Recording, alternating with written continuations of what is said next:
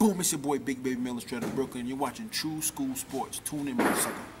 Hey, what's going on? It's your boy BT, and I wanted to share this with all the loyal subscribers here on True School Sports. Kind of a special video in a way. You know, being that I've been around boxing, I've had a chance to meet a lot of great fighters, a lot of interesting personalities, but very few have been as interesting or as fun to consistently talk to and interview more than Jarrell Miller. So I was watching my Jarrell Miller interview the other day, and I realized, like, man, like Jarrell is a funny guy, and Jarrell has talked a lot of trash about Anthony Joshua in my interviews. So I figured I'd put together a little Jarrell Miller, you know, interview compilation of him talking trash about Anthony Joshua. You know, he's a top level heavyweight these days, and he's working his way up the pecking order of heavyweights, and he might get a Joshua fight down the road. So I found it funny to go back and look at all the time he's trash talking Anthony Joshua, who is the #1 heavyweight in the world right now. So you know, without further ado, here's a compilation of Jarrell Miller talking trash about Anthony G-String Joshua, as he would say. Enjoy.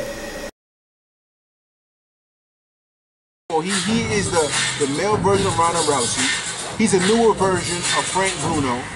And like I said before, eventually, when some boys get that chin touch, boy, that's all that matters.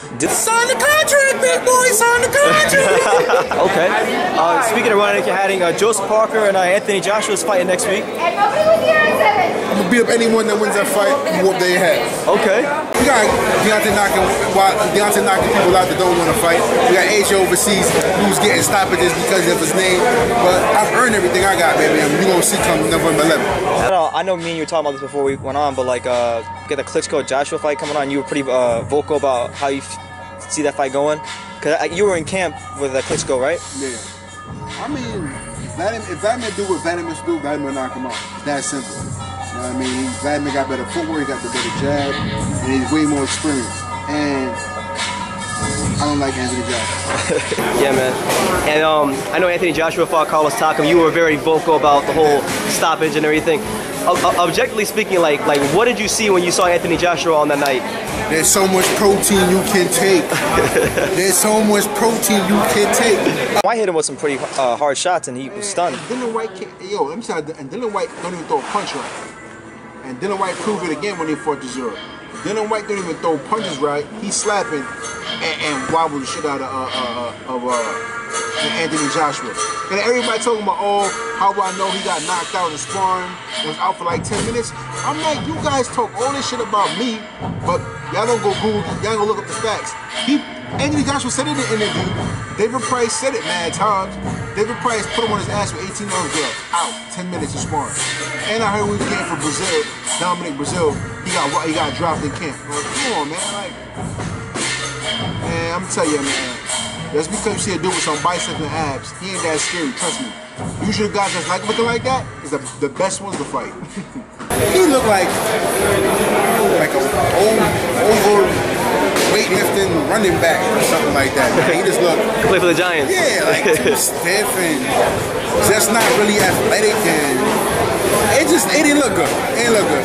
I mean, boxing, average boxing, oh my God, yeah, but real boxing for that is gonna be like, it's like whatever. And it's like a shutout, like he's blowing out to come out. It wasn't dominant. No, it was not dominant.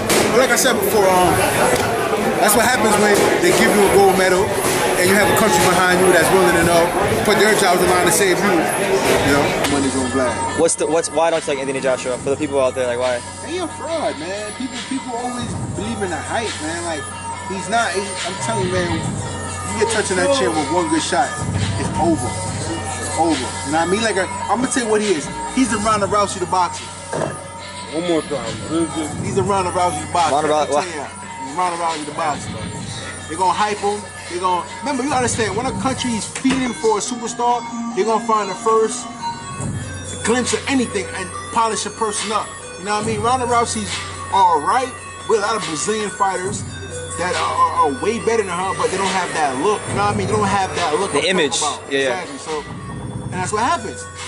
Cyborg and what's her name was one of the first mainstream cars for female, and back in like 2009, I think it was, that had over 500,000 buys, like over 1 million views. But they don't talk nothing about it. They talk Ronda Rousey the first big pay-per-view female. No, she's not. Like, get out of here. They're trying to hype something up, you know what I mean? But like I said before, all these great hopes they talking about because they got this certain look they want, all eventually get smashed. Remember that. Look down the history line. All these hype jobs usually get smashed. Like Ollie Harrison was one of those guys. He won a gold medal. He was very hyped up. He didn't pan out. Listen, like I said, Anthony Joshua didn't win no gold medal. They gave it to him. You know what I mean? Even Tyson Fury said it. You go back and look up the opponent. I forgot the opponent's name. I had it in my laptop. The 2 opponents he fought in the Olympics in London in his hometown. He lost like 2 to 3 fights. Like lost the fight, but they gave it to him. I remember that year in the Olympics was like one of the biggest like robberies ever. Like in London, like it was crazy. Like come on, man. Like man, it's one thing to be fighting in Germany and you beat a guy from Germany and you're from somewhere else. That means that you really must have really beat his behind. But then you lose a fight in London, but you're from London, they give it to you. You get the classic hometown decision. A bunch of English, a lot of English people don't like him. A lot of people from England don't like Anthony Joshua. They know he's a fraud. But like I said before, hey, it's a matter of time. Yeah, man. If there's anything you could say to Anthony Joshua right now, what would it be? Keep running, mother sucker. I'm gonna break your face. You can talk to Brazil like that, but I guarantee you won't step to me like that. There won't be no fight. I'll dig your eyes out your damn socket. You a punk. Wait till you run into a real MF like me. Yeah. I don't know. Whoever I get first, and we're gonna get her. Yeah. Listen. Listen. Eddie Hearn. Listen, man. He got me in shape. I'm gonna whoop AJ butt. Are you gonna put him in there with Joshua? Are you gonna put him in there with Joshua?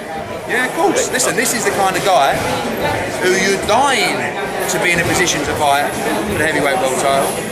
Because he can fight, he can talk, he looks good, he smells good, you know, but he's got to win, and you've got to win well.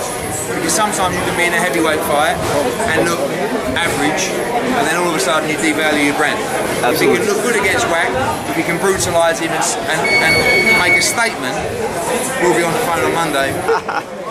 All right. Any message to your box? Any message to the fans, Jarrell? Like I said, guys, you know, don't believe in all the hype. Study your fighters, study what they've done, study what they have accomplished, and remember this, man. We're all one people. We're all here trying to accomplish great, wonderful things, and have fun, baby. Watch Big Baby.